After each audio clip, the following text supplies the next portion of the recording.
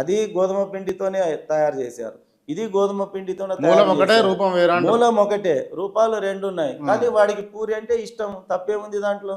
వీడికి చపాతి అంటే ఇష్టం, తప్పేమున్నది?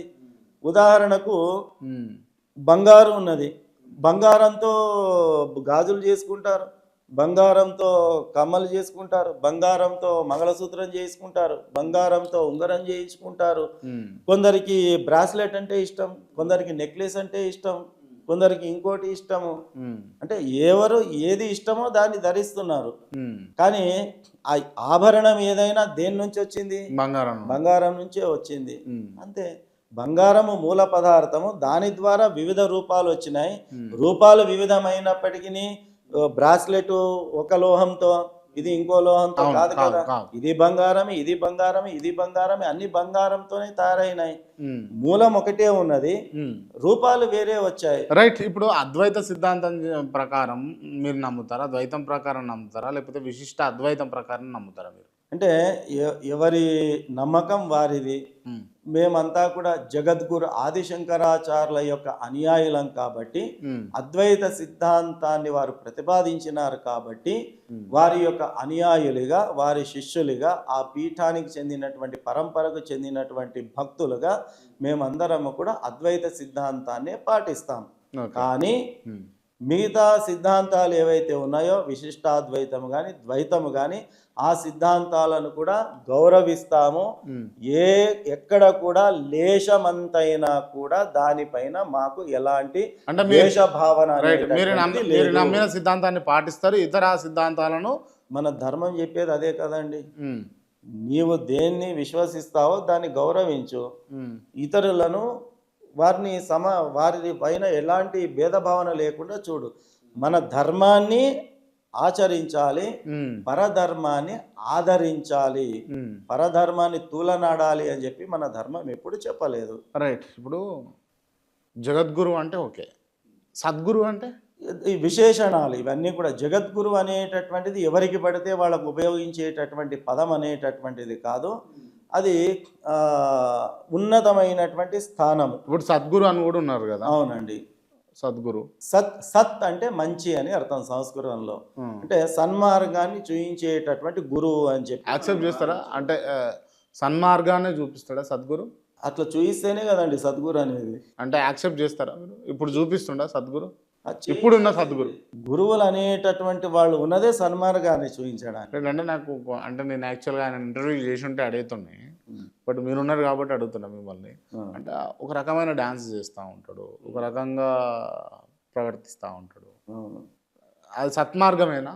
అంటే చూడండి, ఎప్పుడైనా కూడా మూలాన్ని వదిలిపెట్టకుండా ఉన్నంత వరకు దేనికి ఇబ్బంది లేదు.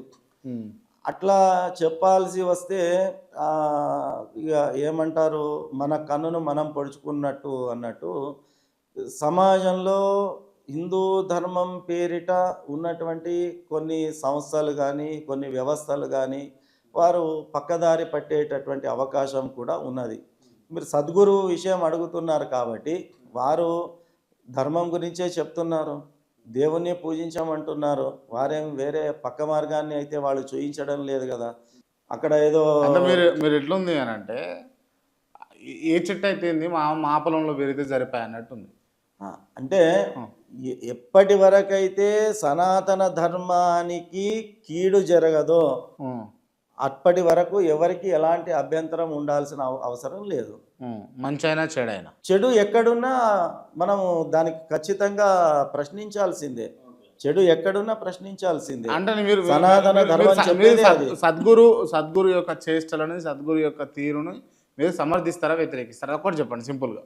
అంటే కొన్ని సమర్థిస్తాము, కొన్ని వ్యతిరేకిస్తాము. అన్నీ సమర్థించే మాదిరిగా లేవు, అన్నీ వ్యతిరేకించే మాదిరిగా లేవు. Right, okay, thank you. దానికి పీఠాన్ని స్థాపించారు కదా, అంటే చాలామంది, నేను కూడా విన్నా, నారాయణపేట ఆ పరిసర ప్రాంతాలలో చాలామంది తెలిసిన మిత్రులు ఉన్నారు, కొంతమంది రిలేటివ్స్ ఉన్నారు, వాళ్ళు ఉన్నారు. వాళ్ళు చెప్పేది ఏంటంటే, పీఠానికి వచ్చి అంటే ఏదైనా కోరిక కోరుకున్నా, లేకపోతే వాళ్ళకి ఏదైనా బాధ ఉన్నా, వాళ్ళు వచ్చి మొక్కుకొని ప్రాధేయపడితే ఖచ్చితంగా వాళ్ళకు ప్రాయశ్చిత్తం, ఒక మంచి పనులు జరుగుతాయి వాళ్ళ జీవితంలో అని అన్నది విన్నాను. నిజంగా ఇది సాధ్యపడుతుందా? అంటే ఎక్కడ ఎక్కడ నమ్మకం ఉంటుందో అక్కడ భగవంతుడు ఉంటాడు. నమ్మకం లేని దగ్గర భగవంతుడు అనేటటువంటి వాడు ఉండడు. సనాతన ధర్మము అత్యంత బలీయమైన విశ్వాసం పైన ఆధారపడి ఉన్నటువంటిది. యద్భావం తద్భవతి. మనము ఎలా భావిస్తామో, మనము ఎలా ఊహిస్తామో అది నిజంగా జరుగుతుంది. కాబట్టి అక్కడ పీఠంలో వచ్చేటటువంటి వాళ్ళు కూడా అది మామూలు పీఠం ఏమి కాదు. 726 సంవత్సరాల పురాతనమైనటువంటిది. శక్తి పీఠం అనేటటువంటి పేరు ఇటీవల ఒక 15-20 సంవత్సరాల క్రితం తర్వాత జోడింపబడినటువంటిది. దాని పురాతన నామము శ్రీ సంత మఠ మూల మహాసంస్థానం. అంటే సంతువులు స్థాపించినటువంటి మఠము కాబట్టి సంత మఠము అనేటటువంటి పేరిట దానికి పేరు వచ్చిందనమాట. 726 సంవత్సరాల నుంచి ఉన్నటువంటిది. రాముల వారు స్వయంగా స్వప్నములో వచ్చి సాధువులకు ఇక్కడ ప్రతిష్ఠించండి అని చెప్పి మరీ కోరి వచ్చి అక్కడ రాముల వారు వెలిశారు. ఆంజనేయ స్వాముల వారు కూడా అదే సాధువులకు స్వప్నంలో వచ్చి ఇక్కడ నన్ను స్థాపించండి అని చెప్పి కోరుకొని అక్కడ స్థాపితుడు కాబడ్డాడు ఆంజనేయ స్వామి.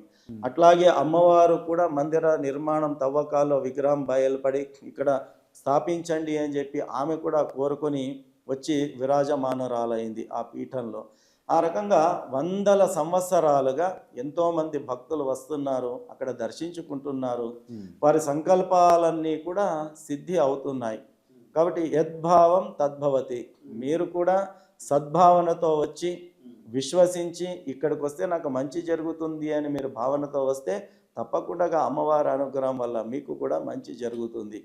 మనస్సులో వేరే రకమైన భావన పెట్టుకొని మనం పరీక్షించడానికి వచ్చాము, నమ్మకం లేదు, ఏదో కావాలని చెప్పి వచ్చాము అంటే ఆ రకంగా పూర్తి విశ్వాసంతో వచ్చి మొక్కితే మంచి జరుగుతుంది అని అంట. తప్పకుండా మా దగ్గరనే కాదండి, నేను కేవలం మా పీఠం గురించి మాత్రమే చెప్పను. ఈ చరాచర సృష్టిలో ఏ మఠానికి పోయినా, ఏ పీఠానికి పోయినా, ఏ దేవాలయానికి పోయినా మీరు ఏ నమ్మకంతో, గట్టి నమ్మకంతో వెళితే తప్పకుండా మీ సంకల్పం సిద్ధింపబడుతుంది.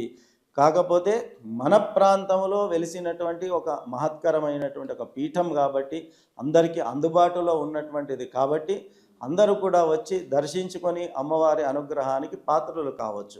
అంటే ఎక్కడ ఇప్పుడు నారాయణపేట నుంచి ఎంత దూరం వస్తుంది? కరెక్ట్ నారాయణపేట జిల్లా కేంద్రములోనే ఇది. అంటే నారాయణపేట గుండెకాయ శక్తిపీఠం అని మనం చెప్పుకోవచ్చు.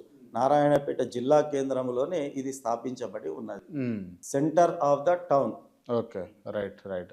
అంటే హైదరాబాద్ పరిసర ప్రాంతాల నుంచి హైదరాబాద్ నుంచి రావాలి అని అనుకుంటే ఇక్కడ నుంచి 170 కిలోమీటర్ల దూరం అవుతుంది.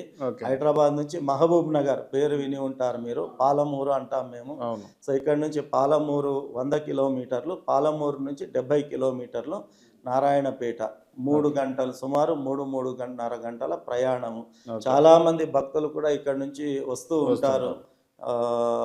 భాగ్యనగరం నుంచి కానీ, ఇతరత్ర ప్రాంతాలను గురించి కానీ, వేరే రాష్ట్రాల నుంచి కానీ మన పీఠానికి దాదాపు పెద్ద పెద్ద స్వాములందరూ కూడా దర్శించుకున్నారు. మంత్రాలయ పీఠాధిపతులైనటువంటి సుబుధేంద్ర తీర్థ మహాస్వాములు కావచ్చు, భువనేశ్వరి పీఠం పీఠాధిపతులు శ్రీ కమలానంద భారతి స్వాములు కావచ్చు, ఉత్తరాది మఠం పీఠానికి సంబంధించినటువంటి ఉత్తరాది మఠం మఠాధీశులు కావచ్చు. ఆ రకంగా ఎంతోమంది మహాత్ములు, సోదేవ్ ఆదిరాజ మఠానికి సంబంధించినటువంటి పీఠాధిపతులు కావచ్చు. ఆ రకంగా ఈ యొక్క జిఆర్ సాంప్రదాయానికి సంబంధించినటువంటి రామనాథ జిఆర్ స్వాముల వారు కావచ్చు. ఎంతోమంది మహాత్ములు అక్కడ శక్తిపీఠానికి వచ్చి వారి పాదధూళిని అక్కడ పెట్టి మాతో పాటు భక్తులను అనుగ్రహం చేయడం జరిగింది.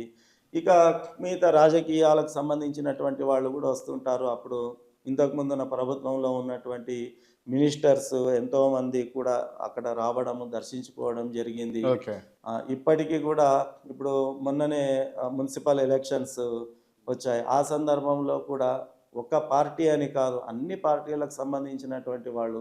ఎందుకంటే అక్కడ ఒక విశ్వాసం వారికి, అక్కడ వెళితే అమ్మవారిని దర్శించుకుంటే, స్వామివారిని దర్శించుకుంటే, వారి ఆశీర్వాదం తీసుకుంటే మంచి జరుగుతుంది అనేటటువంటి ఒక విశ్వాసం ఉన్నది. కాబట్టి అందరూ కూడా అక్కడికి రావడము, దర్శించుకోవడం అనేటటువంటిది జరుగుతూ ఉంది.